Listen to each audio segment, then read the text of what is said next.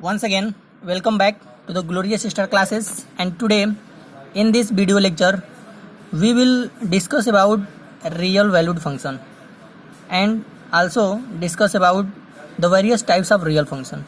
तो पिछले video lecture में हमने पढ़ा था कि रियल फंक्शन क्या होता है, ठीक है। तो रियल फंक्शन हमने पढ़ा था कि जैसे पहले रियल फंक्शन जानना पड़ेगा, उसके बाद से रियल वैल्यूड फंक्शन। एक बार फिर से रिवाइज करते हैं, रियल फंक्शन क्या था। रियल फंक्शन क्या था कि अगर कोई फंक्शन है, ठीक है, इसमें ए का रिलेशन बी के साथ है, ठीक है, और जो ए है, ए सेट है, मतलब इस रिलेशन में जो डोमेन है, ठीक है, इस रिलेशन में जो डोमेन है ये सबसेट है रियल नंबर का, ठीक है, और जो को डोमेन है वो भी सबसेट किसका होता था, रियल नंबर का। ऐसा हमने पढ़ा था पिछले वीडियो लेक्चर में, ठीक है, पिछले वीडियो लेक्चर के लास्ट में ऐसा हमने पढ़ा था, ठीक है। तो मतलब डोमेन और को डोमेन दोनों रियल नंबर के सबसेट होते थे, ठीक है। लेकिन रियल वैल्यूड फंक्शन क्या होते हैं, ये उससे थोड़ा सा डिफरेंस है। क्या है इसका परिभाषा देखते हैं। ये कह रहा है कि ऐसा फलन जिसमें डोमेन रियल नंबर का सबसेट न हो पर को डोमेन रियल नंबर का सबसेट हो, उसे रियल वैल्यूड फंक्शन कहते हैं, ठीक है। मतलब जो डोमेन होगा वो रियल नंबर का सबसेट नहीं होगा, लेकिन को डोमेन रियल नंबर का सबसेट होगा। ये चीज़ हम एग्जाम्पल के साथ समझते हैं, ठीक है। The function in which domain is not the subset of real number but codomain is the subset of real number. मतलब जो डोमेन है वो रियल नंबर का सबसेट नहीं होना चाहिए, लेकिन को डोमेन रियल नंबर का सबसेट होना चाहिए, ठीक है। इसके लिए हम लोग एक एग्जाम्पल देखते हैं। यहाँ पे एक एग्जाम्पल दिया है, सेट ए है और सेट बी। सेट ए में क्या है, किसी क्लास के स्टूडेंट का नाम दिया है, 4 स्टूडेंट का नाम दिया है, और सेट बी में क्या दिया है, उनके द्वारा प्राप्त किए गए अंक। जैसे मैथमेटिक्स में उन्होंने अलग अलग अंक प्राप्त किए, ठीक है। तो सेट ए में दिया है 4 स्टूडेंट का नाम, आदित्य, अंजू, अर्चना, अनुपमा एंड अर्चना, ठीक है। और सेट बी में है उनके द्वारा प्राप्त अंक 60, 70, 80 और 100, ऐसे कुछ है, ठीक है। अगर इसको एरो डायग्राम के रूप में मान लीजिए, रिलेशन जो दिया है, एरो डायग्राम के रूप में रिलेशन दिया है कि आदित्य ने पाया 90 नंबर, यहाँ पे 90 दिया है, ठीक है, 90 नंबर। अंजू ने पाया 60 नंबर, अनुपमा ने पाया 70 नंबर और अर्चना ने पाया 80 नंबर, ऐसे कुछ दिया है, ठीक है। अब इस रिलेशन में क्या हो रहा है, अगर हम इस रिलेशन का रोस्टर फॉर्म पहले लिख लें। रोस्टर फॉर्म में क्या हो गया रिलेशन, तो अगर हम यहाँ पे रोस्टर फॉर्म लिखें तो रिलेशन कैसे बन रहा है। आदित्य का रिलेशन है कितने नंबर से, 90 नंबर, ठीक है। अंजू का रिलेशन कितने है, 60 नंबर से, उसने पाया मैथ में 60 नंबर। अनुपमा ने पाया 70 नंबर, 70, और अर्चना ने पाया 80 नंबर, ठीक है, ऐसे हो गया।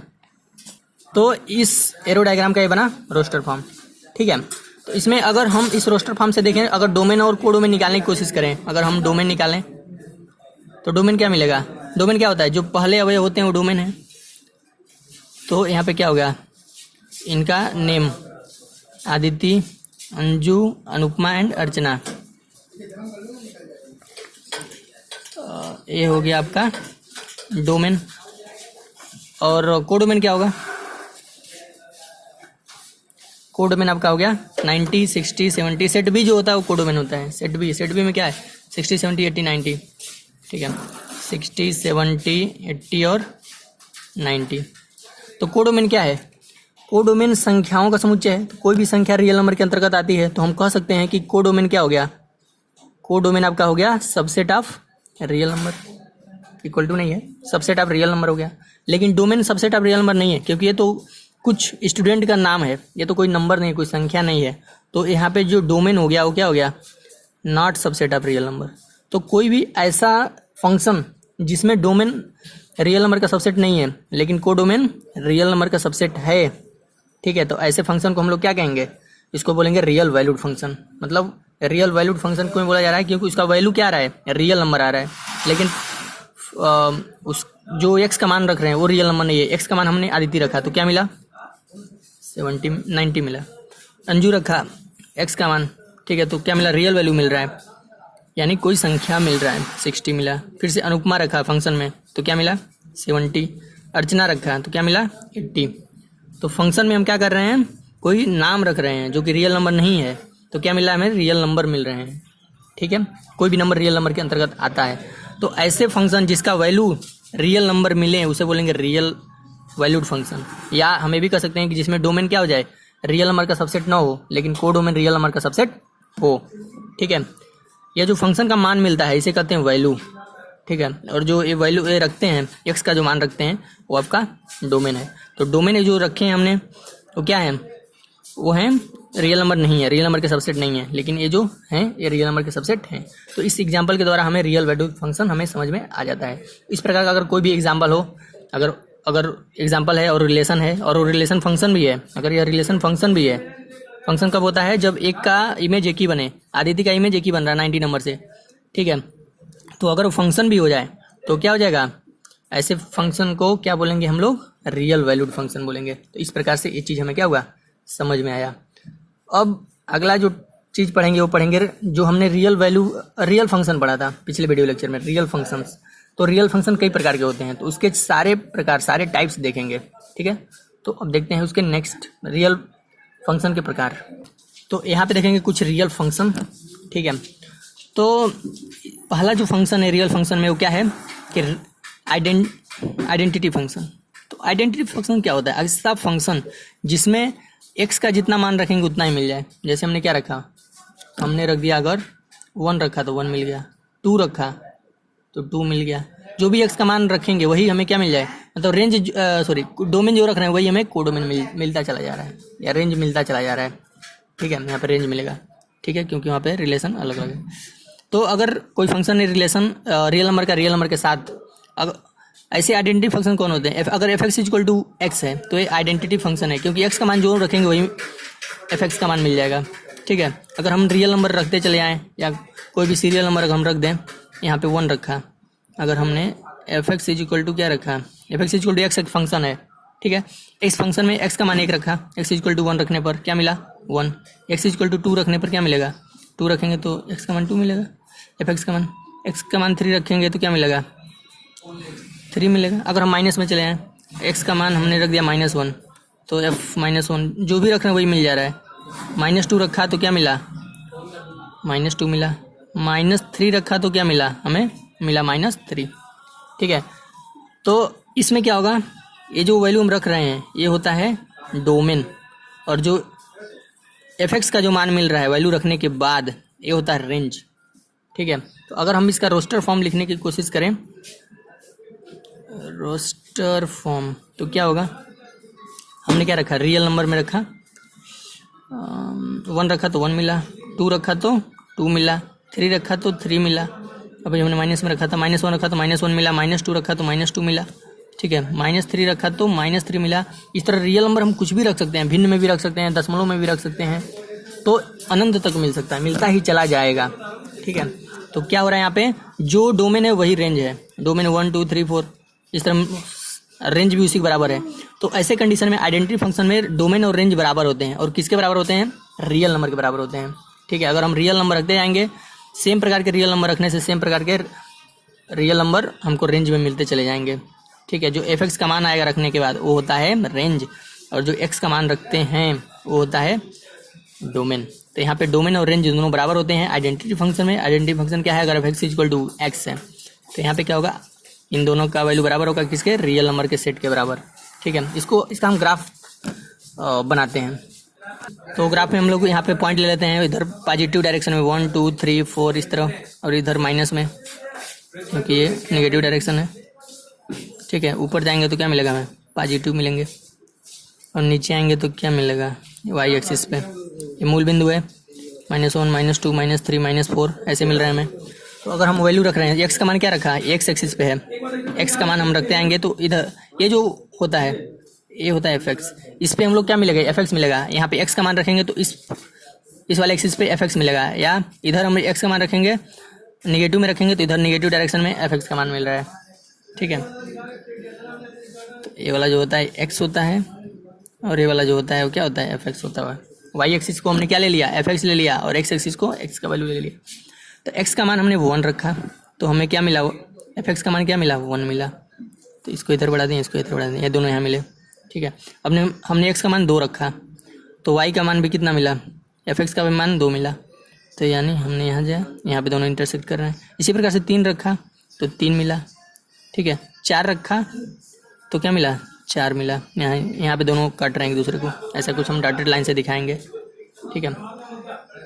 इसी तरह से अगर माइनस में रखा, -1 रखा तो y का f(x) का मान क्या मिला, -1 मिला, यानी यहाँ पे दोनों काट रहे हैं। फिर से -2 रखा है, x = -2 तो क्या मिला, -2 मिला। -3 रखा तो -3 मिला। इसी तरह -4 रखेंगे तो -4 मिलेगा। तो अगर हम इन बिंदुओं को मिला दें, मिलाते हुए रेखा खींचें, तो इस प्रकार से एक कुछ इसका डायग्राम बनेगा। तो ऐसे एक तिरछी रेखा जाएगी, ठीक है, ऐसे कुछ इसका डायग्राम बनेगा, ठीक है। पूरी सीधी लाइन जाएगी, थोड़ा सा मिस्टेक हो गया है, ठीक है। ये सारे पॉइंट एक दूसरे को इंटरसेक्ट करते हुए एक लाइन खींची जाएगी, ठीक है। अगर आइडेंटिटी फंक्शन है तो उसका ग्राफ, एक ग्राफ है आइडेंटिटी फंक्शन का। इसमें कंडीशन, इसमें क्या होता है, डोमेन और रेंज बराबर आते हैं, रियल नंबर के बराबर, ठीक है। तो ये था आइडेंटिटी फंक्शन। अब देखते हैं दूसरा फंक्शन जिसका नाम है कांस्टेंट फंक्शन। कांस्टेंट फंक्शन क्या है, कांस्टेंट फंक्शन उस फंक्शन को कहते हैं जिसमें उस फंक्शन का मान, x का मान कुछ भी रखें, फंक्शन का मान नहीं बदलेगा। मतलब अगर कोई फंक्शन दे दिया, मान लीजिए f(x) = यहाँ पे दे दिया 5, ठीक है। तो अब 1 रखो, 2 रखो, x का वैल्यू इधर कोई है ही नहीं है, कोई x नहीं है, तो कुछ भी रखेंगे तो 5 ही रह जाएगा। अगर कोई भी रियल नंबर हम यहाँ पे रखें तो इसका मान क्या हो जाएगा, सेम टू सेम रहेगा। जैसे मान लीजिए 1 2 3 उसी तरह दिखा रहे हैं, 5 है, ठीक है। और हमने क्या कर दिया, यहाँ पे हम मान रख रहे हैं, यहाँ पे अगर हम मान रखें 1 रख दिया x के जगह पे, x = 1 रखा तो तब भी 5 ही रहेगा। यहाँ पे x तो कोई, यहाँ पे x का कोई कंपोनेंट नहीं है। फिर से x = 2 रखेंगे तब भी 5 ही रह जाएगा।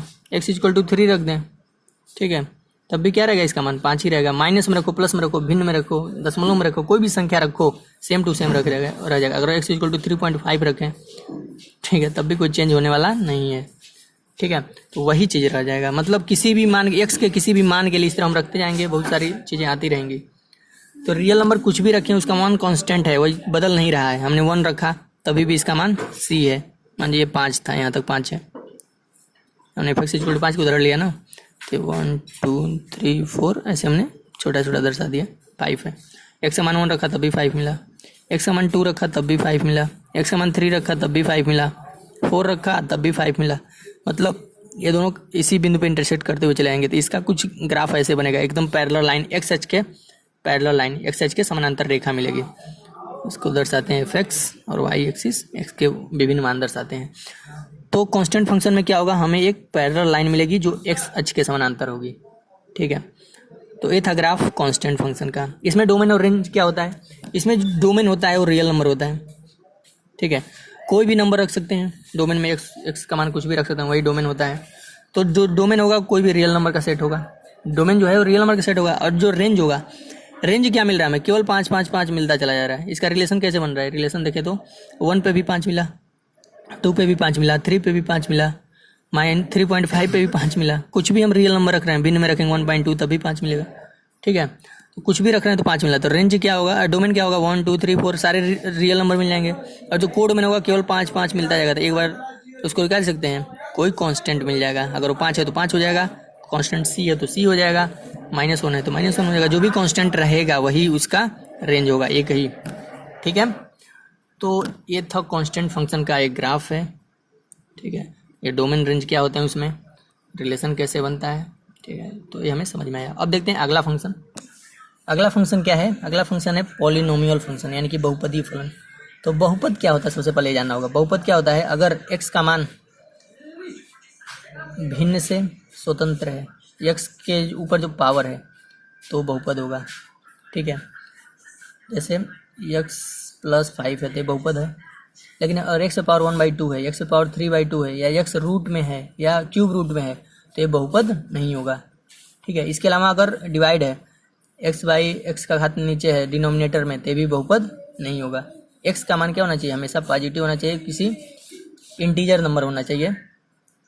इंटीजर नहीं कह सकते हैं, कोई धनात्मक इंटीजर होना चाहिए, पॉजिटिव इंटीजर हमेशा, ठीक है। और हमेशा वो नोमिनेटर में होना चाहिए, डिनोमिनेटर में x नहीं होना चाहिए। अगर डिनोमिनेटर में हो गया या उन पर कोई रेशनल पावर है, ठीक है, कोई भिन्नात्मक पावर है, घात है या क्यूब में है, ऐसा कुछ है, क्यूब रूट में है, तो वे क्या हो गए, पॉलिनोमियल नहीं होंगे। ठीक है, तो पॉलिनोमियल का एक ही फंक्शन कैसे होता है उसका, या तो ऐसे होगा x पे 1 पावर 2 पावर x पे 3 पावर, ये सब a1 a2 a0, इसको a0 पढ़ते हैं, वो आगे समझ में आएगा क्यों सेकेंड ईयर में। ठीक है, क्योंकि इस x के साथ कोई भी, इसके साथ कोई x नहीं है तो इसलिए इसे a0 पढ़ते हैं। a1 x के साथ एक पावर वाला है, a2 x के साथ स्क्वायर है, एक 3, ये सब कांस्टेंट है, कोई नंबर हो सकते हैं 1 2 3 4 5 -6 कुछ भी।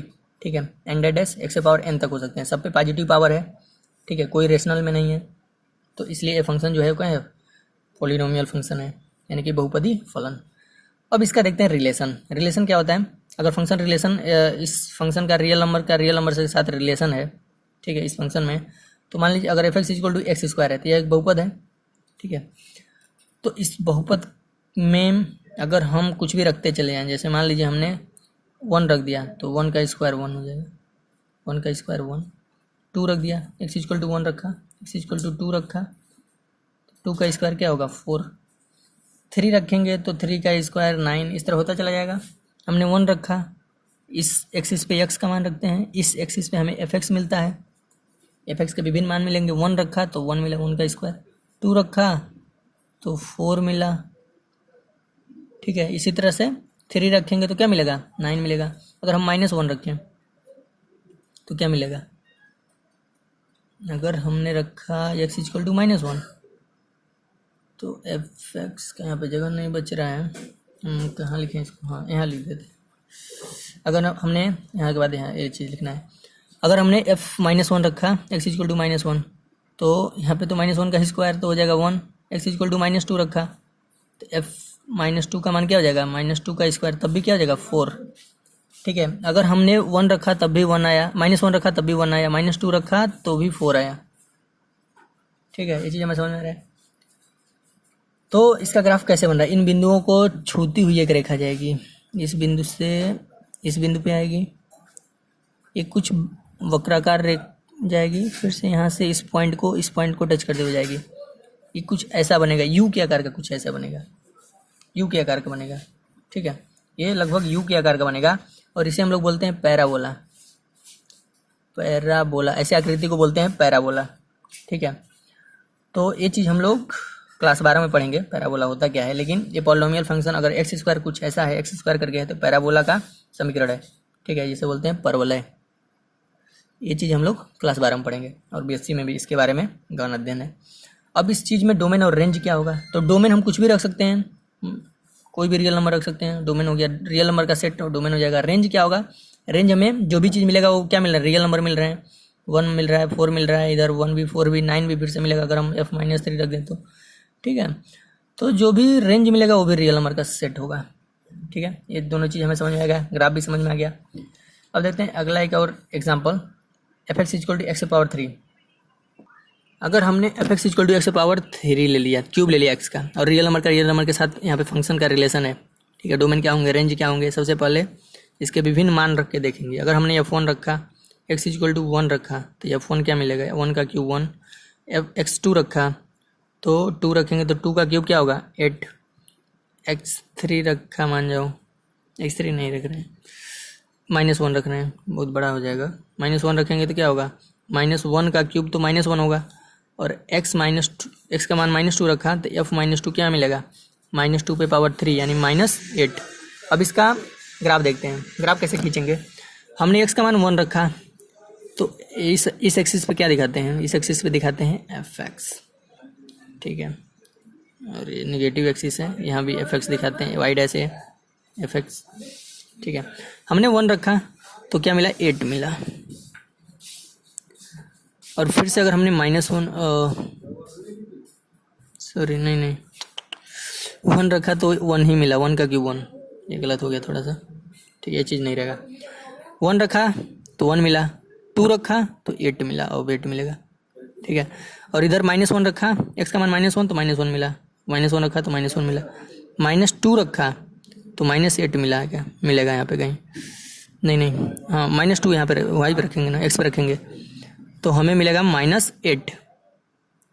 ठीक है, ऐसा मिलेगा। तो इस पॉइंट से इन पॉइंट को टच करते हुए अगर हम खींचें तो कुछ ऐसा आकृति मिलता है, यहाँ से आएगा यहाँ। ठीक है, फिर से मूल बिंदु को टच करेगा, फिर से इस पॉइंट को टच करेगा और फिर से इस पॉइंट को टच करेगा। ठीक है, ये चीज़ मिलेगा। इसको हम रेड पेन से अगर हम बना दें तो ऐसा कुछ बनेगा। ये यहाँ से आएगा, इस पॉइंट को टच करेगा, फिर से मूल बिंदु को टच करेगा, फिर से इस पॉइंट को टच करेगा और फिर से इस पॉइंट को टच करेगा। मतलब इसमें कुछ ऐसा मिलेगा। ठीक है, कुछ ऐसा करके आकृति इसका ग्राफ मिलेगा। ठीक है, तो इसको ग्राफ को बनाना है, बहुत इंपॉर्टेंट है। तो ये चीज़ें था इसमें पॉलिनोमियल फंक्शन में। और भी बहुत सारे पॉलिनोमियल फंक्शन होते हैं, जैसे f x equal to x plus 5 दिया, रियल नंबर के साथ इसका आप निकाल सकते हैं। इसी तरह ग्राफ, इसका ग्राफ कॉम्प्लिकेटेड है, सारे पॉलिनोमियल का अलग अलग ग्राफ बनाते हैं। ठीक है, इसका कंप्यूटर के बेस के अनुसार बनाते हैं, क्योंकि उस तरह बनाना बहुत ही कठिन होता है। ठीक है, इसमें आप अलग अलग ऐसे बना सकते हैं। ठीक है, अगला फंक्शन देखते हैं। हाँ, एक चीज़ और इसमें छूट गया था, इसमें डोमेन और रेंज क्या होगा। तो डोमेन हम कोई भी संख्या रख रहे हैं, कोई भी रियल नंबर रख रहे हैं, तो डोमेन जो हो जाएगा रियल नंबर का समुच्चय, उसका डोमेन हो जाएगा। रेंज क्या होगा, हमें रियल नंबर ही मिल रहा है, क्या मिल रहा है हमें रेंज में, क्या मिला 1 मिला, 8 मिला, -1 -8 मिला, ये सब भी रियल नंबर ही मिल रहे हैं। तो जो डोमेन होगा और रेंज होगा सब रियल नंबर के बराबर या रियल नंबर के सबसेट हो सकते हैं। यहाँ डोमेन क्या होगा, सबसेट ऑफ रियल नंबर हो सकता है, और रेंज भी subset of real number. Range पूरा लिखना पड़ेगा, नहीं तो कन्फ्यूजन होगा उसमें। ठीक है, ये दोनों उसके सबसेट या उसके बराबर हो सकते हैं। ठीक है, या तो सबसेट हो सकते हैं या तो बराबर, ये लिखना अधिक उचित रहेगा। सबसेट भी हो सकते हैं या बराबर हो सकते हैं, ऐसे कंडीशन में ये चीज़ सही है, ये लिखना है। ठीक है, और भी इसके एग्जाम्पल होते हैं, उसका अलग अलग तरीके से अलग अलग ग्राफ बनता है। ठीक है, जैसे फंक्शन आएंगे उसके अनुसार ग्राफ बनेगा। कुछ ग्राफ बहुत ही कॉम्प्लिकेटेड होते हैं, जिसको बनाना कठिन होता है, और उसको कंप्यूटर की सहायता से भी बनाते हैं। ठीक है, तो ये था पॉलिनोमियल फंक्शन के बारे में। अगला देखते हैं फंक्शन। अगला फंक्शन है आपका रेशनल फंक्शन, यानी कि परिमेय फलन। तो परिमेय संख्या क्या होता है, अगर p बटे क्यू के रूप में लिख दें और q 0 के बराबर नहीं होना चाहिए, उसे कहते हैं परिमेय संख्या। ठीक है, तो अगर कोई फंक्शन है तो ऐसा कुछ है gx/hx, मतलब p/q के फॉर्म में है, और hx यानी जो हर वाला है वो 0 के बराबर नहीं होना चाहिए, तो इसको कहेंगे परिमेय फंक्शन, यानी कि रेशनल फंक्शन। ठीक है, एग्जाम्पल की सहायता से देखते हैं। जैसे मान लीजिए दिया है f(x = x² + 1/x + 4), ऐसा कुछ दिया है। ठीक है, तो हम x का अलग अलग वैल्यू रखेंगे, अलग अलग मान मिलेंगे, लेकिन इसका मान 0 के बराबर नहीं होना चाहिए। ठीक है, तो एक पर्टिकुलर टर्म होगा जहाँ पे 0 हो जाएगा। अगर हम x का मान -4 रख दें तो नीचे 0 हो जाएगा, नीचे 0 हुआ तो इसका मान इन्फिनिटी हो जाएगा। ठीक है, जो कि अपरिभाषित हो जाएगा। तो ये बहुत ही इंपॉर्टेंट है और बहुत ही इंटरेस्टिंग चीज़ है, इस चीज़ को समझना। ठीक है, सबसे पहले हमने रखा 1, क्या मिला 1 का स्क्वायर प्लस 1/1 + 4, 2 2/6, 1/5, सॉरी 2/5। फिर से f2 रखा तो क्या मिलेगा 2 का स्क्वायर प्लस 1/2 + 4, 4 1 5, 5/6, ऐसे कुछ मिलता चला जाएगा, रेशनल मिलता चला जाएगा, रेशनल नंबर मिलते चले जाएंगे बहुत सारे। अगर हमने अब हम -1 में रखें तो -1 का स्क्वायर प्लस 1/-1 + 4, 4 का स्क्वायर 1 + 1/3 यानी 2/3, ऐसे कुछ मिलेंगे। लेकिन एक ऐसा चीज़ आएगा जहाँ पे इसका मान फंक्शन डिफाइन नहीं होगा। अगर हम ध्यान से देखें, अगर इसके किस पे डिफाइन नहीं होता है, हमने पिछले वीडियो लेक्चर में पढ़ा था कि अगर उसके हर को हम बराबर 0 ले लें तो x = क्या होना चाहिए, x = हो गया -4। अगर x = -4 हो गया तो x = -4 पे फंक्शन डिफाइन नहीं होगा, क्योंकि अगर हम यहाँ पे -4 रख दें तो -4 का स्क्वायर प्लस 1/-4 + 4 तो हो जाएगा 16 17, 17/0, -4 और +4 0, जो कि इन्फिनेटिव है। तो x बराबर -4 पे फंक्शन डिफाइन नहीं है, बाकी सारे अंकों पे डिफाइन है, तो किसी एक बिंदु पे डिफाइन नहीं होता है। ठीक है, तो हम इसे क्या कहेंगे, x -4 पे डिफाइन नहीं है, x -4 पर ये फंक्शन क्या है 1/0 हो जा रहा है, ऐसा कुछ हो जा रहा है, मतलब क्या था वहाँ पे 17/0 हो जा रहा था। ठीक है, तो फंक्शन डिफाइन नहीं है, लिख देंगे at x = -4 function is not define, function is not define मतलब अपरिभाषित है। इसका मान क्या हो जाता है, अनंत हो जा रहा था, किसी भी संख्या से 0 का मान देंगे तो, जो कि अपरिभाषित है, तो इस पॉइंट पे डिफाइन नहीं है। तब क्या होगा, इसका जो ग्राफ है बहुत ही कॉम्प्लिकेटेड होगा, उसको बनाना नहीं है, उतना इम्पोर्टेंट भी नहीं है, और कॉम्प्लिकेटेड बहुत अधिक है, बहुत कठिन है। ठीक है, इसको कंप्यूटर की सहायता से बनाते हैं। तो ये क्या है, अगर हम अब इस चीज़ में क्या देखना है, मुझे डोमेन और रेंज निकालना है। डोमेन क्या होगा, डोमेन तो हम कुछ भी रख दे रहे हैं, 1 रख रहे हैं, 4 रख रहे हैं, कुछ भी डोमेन रख दे रहे हैं, केवल क्या रखेंगे तो फंक्शन नहीं डिफाइन होगा -4 पे। तो अगर हम रियल नंबर में से क्या कर दें, 4 को घटा दें, रियल नंबर में से 4 को निकाल दें, तो डोमेन उसका वही होगा। और कोडोमेन क्या होगा, कोडोमेन तो कोई भी रियल नंबर हमें मिल जा रहा है, ठीक है, कुछ भी रख रहे हैं, कोई ना कोई रियल नंबर मिल जा रहा है, तो कोडोमेन रियल नंबर होगा। और डोमेन जो होगा, केवल 4 को छोड़ के बाकी सारे रियल नंबर क्या होंगे, डोमेन में आ जाएंगे। केवल -4, हाँ -4 का सेट क्या करेंगे, घटा देंगे, ठीक है, बाकी सारे रियल नंबर डोमेन में आएंगे। और कोडोमेन में कोई भी आ सकता है, कोई भी सारे रियल नंबर आ जाएंगे। इसमें क्या होगा, केवल डोमेन में केवल -4 नहीं होगा, उसको छोड़ के बाकी सारे रियल नंबर होंगे, ठीक है। एक और एग्जांपल देखते हैं। एग्जांपल है f(x = 1/x), ये भी रेशनल नंबर है, ठीक है, p/q के फॉर्म में है एक तरह से, ठीक है। ये बहुत ही इंपॉर्टेंट है और इसको समझते हैं पहले। अगर हम f1 रखें तो 1/1 आएगा, f2 रखें तो 1/2 आएगा, 3 रखें तो 1/3 आएगा, ऐसे कुछ करके आता चला जाएगा। कुछ भी रखेंगे मान तो 1/में में आएगा, ठीक है। अब किस पे डिफाइन नहीं होगा, अगर हमने 0 रख दिया, f0, अगर x का मान 0 हो गया तो फंक्शन डिफाइन नहीं होगा, 1/0 नॉट डिफाइन, डायरेक्ट लिख सकते हैं फंक्शन इज नॉट डिफाइन या नॉट डिफाइन, ऐसे लिख सकते हैं। x बराबर 0 पे डिफाइन नहीं है, बाकी सारे पे x के अन्य मानों पे फंक्शन क्या है, डिफाइन है। तो इसका डोमेन क्या होगा, इसका डोमेन होगा r-0, 0 वाले सेट को न हटा देंगे। और रेंज भी क्या होगा, 0, इसका मान कभी 0 नहीं आ सकता, कुछ भी मान रखते जाएं। इस फंक्शन एक ऐसा फंक्शन है इसमें कुछ भी हम मान रखते जाएं तो f(x) का मान 0 नहीं आ सकता। आप कुछ भी रख के देख सकते हैं, ठीक है, कभी 0 नहीं आएगा, इसका मान कभी भी 0 नहीं आ सकता। तो रेंज में हमें कभी कुछ भी मान हम रखते जाएं, रेंज में हमें 0 नहीं मिलेगा। रिलेशन क्या होगा, अगर रिलेशन हम देखें रोस्टर फॉर्म में, रोस्टर फॉर्म ऑफ रिलेशन ऐसा कुछ देखें तो क्या मिलेगा, 1 रखे तो 1 मिला, 2 रखे तो 1/2 मिला, 3 रखे तो 1/3 मिला।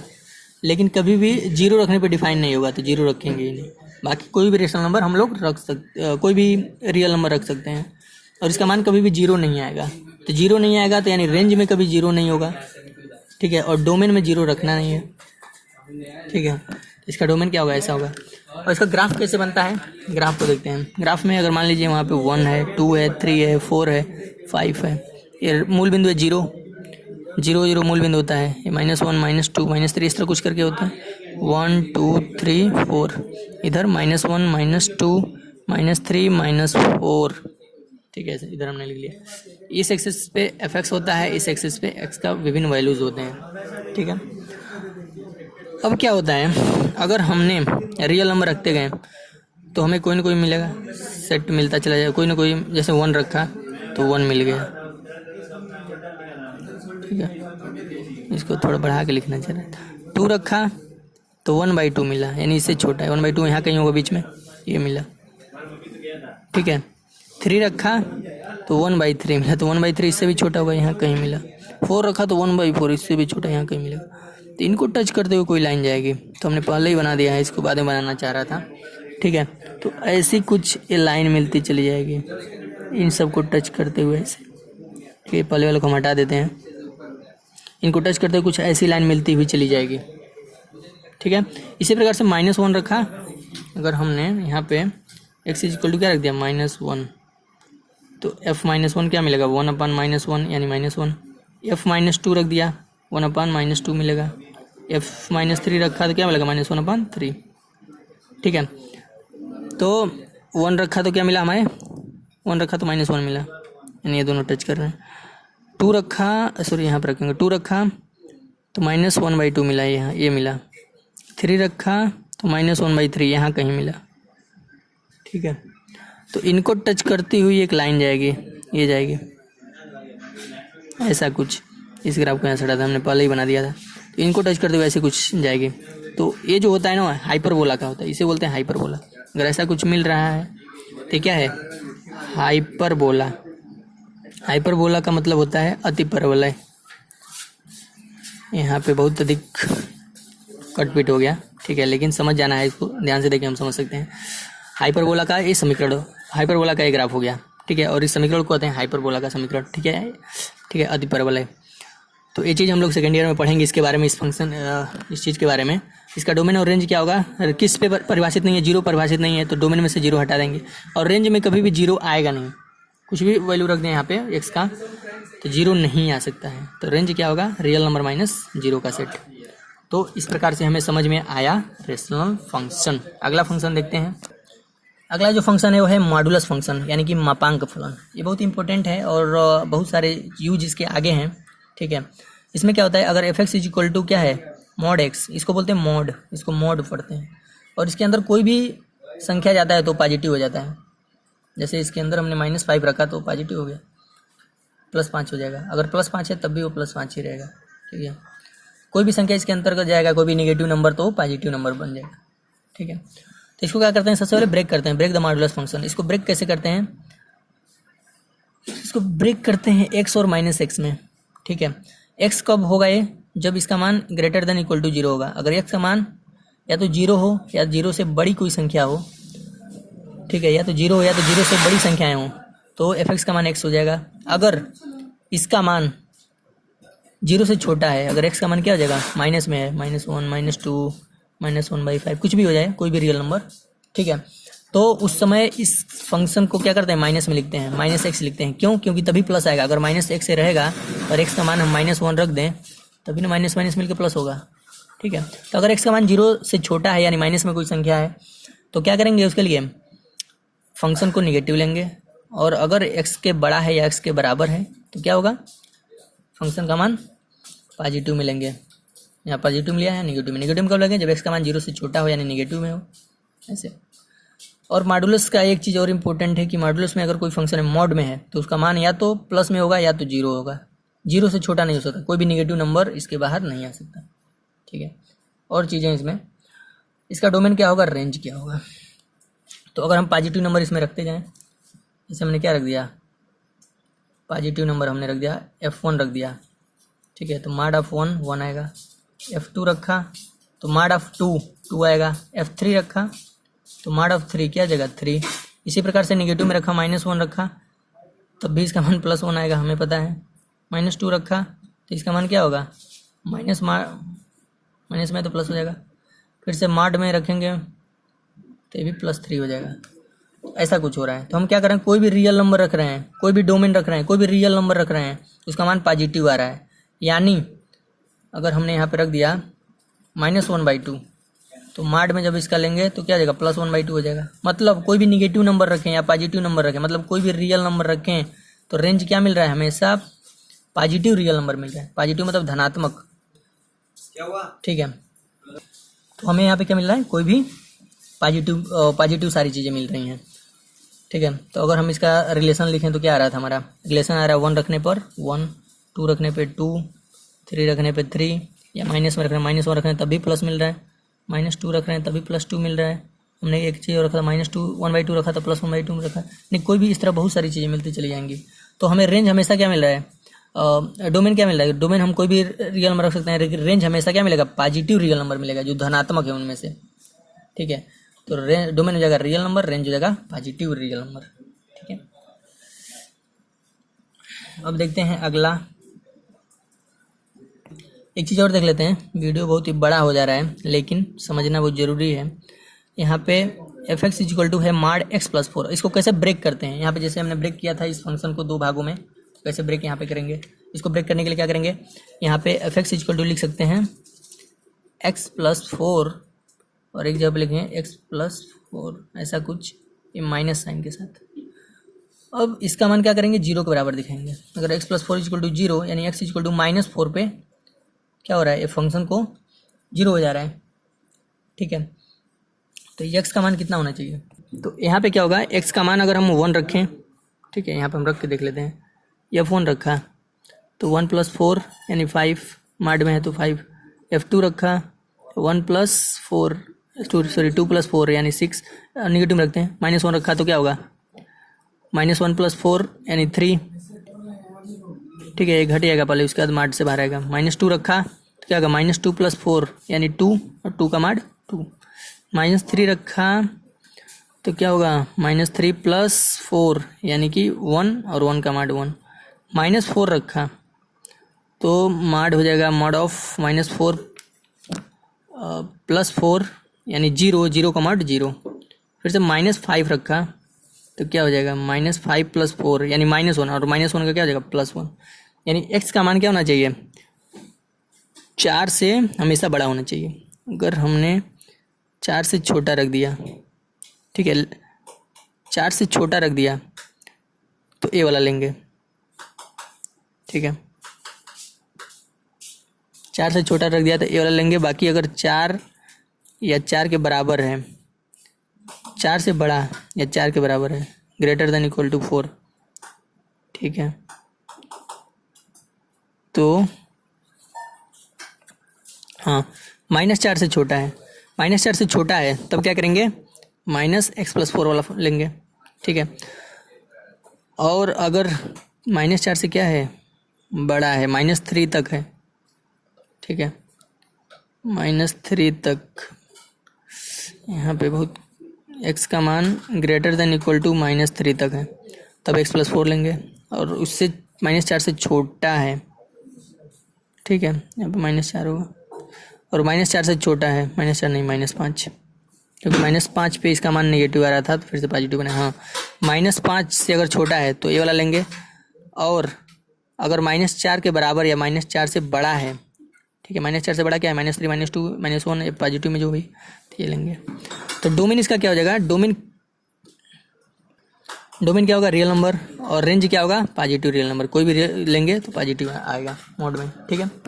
अगला जो है वो है सिग्नम फंक्शन यानी कि चिन्ह फलन, ठीक है। तो इसमें क्या होता है, अगर f(x) = mod x/x ऐसा कुछ है, ठीक है, mod x/x, तो ऐसे फंक्शन को बोलते हैं सिग्नम फंक्शन यानी कि चिन्ह फलन। तो इसको हम लोग ब्रेक करते हैं, इस मोड को पहले ब्रेक करेंगे। मोड का मान क्या हो सकता है x/x, या तो पॉजिटिव होगा या तो नेगेटिव होगा, ठीक है। अगर 0 से छोटा है तो हमने बताया था, अगर f(x) = mod x है और 0 से जब छोटा होता है तो नेगेटिव वाला लेते हैं, और 0 से बड़ा या 0 के बराबर होता है तो पॉजिटिव वाला लेते हैं। तो x/x = 1 -x/x = -1, और दूसरा एक दिया है 0, x = 0 पे फंक्शन का मान 0 आएगा, तो जाहिर सी बात है, ठीक है। तो इस फंक्शन को हमने ऐसे तोड़ दिया, पहले mod ऑफ x को तोड़ा इन दोनों में, और पहले से दिया था, ठीक है। तो हमने क्या देखा x/x 1 आ गया और -x/x -1 आ गया, यानी 0 से छोटा रहेगा तो इसका मान आएगा -1, और 0 के बराबर या 0 से बड़ा रहेगा तो आएगा +1, और तीसरा f(x) का मान दिया 0। तो मतलब अगर ऐसा कोई फंक्शन है जहाँ पे उस फंक्शन के 3 मान है, कौन कौन 1 -0 और 0, तो उस फंक्शन को बोलते हैं चिन्ह फलन यानी कि सिग्नम फंक्शन, ठीक है।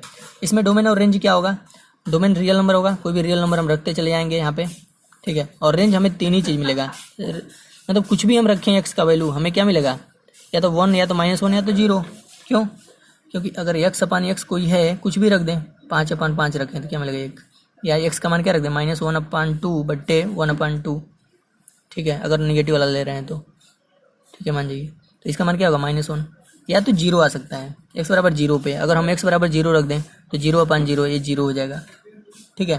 तो कोई भी रियल नंबर हम रखें तो 3 ही चीज़ मिल सकते हैं सिग्नम फंक्शन में, ठीक है, क्या, या तो 1 या तो -1 या तो 0, क्योंकि x/x का फलन है, वो भी mod है, तो mod एक तो पॉजिटिव वाला देगा, एक नेगेटिव वाला देगा, और तीसरा एक 0 हो जाएगा अगर x का मान 0 हो जाए, 0/0, ठीक है, 0/0। तो f(x) का मान 3 ही मिलेगा, 1 -1 या 0। तो मतलब रेंज हम कुछ भी रखें, सॉरी डोमेन हम कुछ भी रखें, रेंज हमें 3 ही चीज़ मिलेगा, 1 -1 और 0। तो रेंज का जो सेट होगा ये होगा 1 -1 0, और डोमेन क्या होगा रियल नंबर का सेट, ठीक है। इसका अगर हम देखें, अगर इसका ग्राफ देखें तो क्या होगा, ग्राफ में हम क्या कर रहे हैं, x का मान 1 रखा तो क्या मिला, तो 1 मिलेगा, ठीक है। x का मान 2 रखेंगे तब भी 1 मिलेगा, ये चीज़ हमें समझ में आ रहा है। पॉजिटिव वाले में हम रख रहे हैं, f1 रख रहे हैं तो 1/1 1, 2 रखेंगे तो 2/2 तब भी 1, f3 रखेंगे तो 3/3 = 1। अब निगेटिव में रखते हैं, मान जाइए -1 रखा तो -1/1, x से 0 वाले में ये वाला लेंगे -x/x, तो क्या मिलेगा -1, और -2 रखेंगे तो -2/2 यानी कि -2, इस तरह मिलता चला जाएगा। मतलब अगर हम पॉजिटिव डायरेक्शन में रख रहे हैं x के तो हमें केवल 1 मिल रहा है, अगर निगेटिव में रख रहे हैं 1 -1 -2 -3 तो हमें अभी क्या मिल रहा है, केवल -1 मिल रहा है। और जीरो रख देंगे तो जीरो मिल ही जाएगा। तो इसका ग्राफ कुछ ऐसे बनेगा, ऐसे और ऐसे, ठीक है। तो ये था सिग्नम फंक्शन। अगला फंक्शन देखते हैं। अगला है फंक्शन ग्रेटेस्ट इंटीजर फंक्शन, ठीक है, महत्तम पूर्णांक फलन, ठीक है। तो इसमें क्या होता है, ये बहुत ही आसान चीज़ है, इसमें थोड़ा सा समझना है। ग्रेटेस्ट इंटीजर फंक्शन, अगर एफ एक्स इक्वल टू ऐसा कुछ है, ये स्क्वायर ब्रैकेट है, ठीक है, स्क्वायर ब्रैकेट में अगर कुछ फंक्शन है f x equal to x ऐसा कुछ, तो ये कैसे होता है, इसको एग्जांपल के साथ सभी समझेंगे। इसका मतलब है greatest integer less than or equal to x, ठीक है। अभी एग्जांपल के साथ हमें समझ में आएगा क्या ये चीज़ कह रहा है। अगर x का मान 1.4 रखा, x का मान 2.4 रखा, x का मान 3 रखा, अलग अलग मान हम रख रहे हैं, तो क्या क्या फंक्शन हमें मिल रहे हैं। जैसे हमें 1.4 रखेंगे तो क्या मिलेगा, ऐसा कुछ हमें मिलेगा। यहाँ पे हमने रख दिया 1.4, तो इसका जो मान होगा वो ये बता रहा है, क्या बता रहा है कि greatest integer less than or equal to x. तो 1.4 से इंटीजर क्या होता है, इंटीजर नंबर जेड वाला, -2 -1 0 +1 +2 +3, ये दोनों साइड इनफाइनाइट तक फैले होते हैं, ठीक है।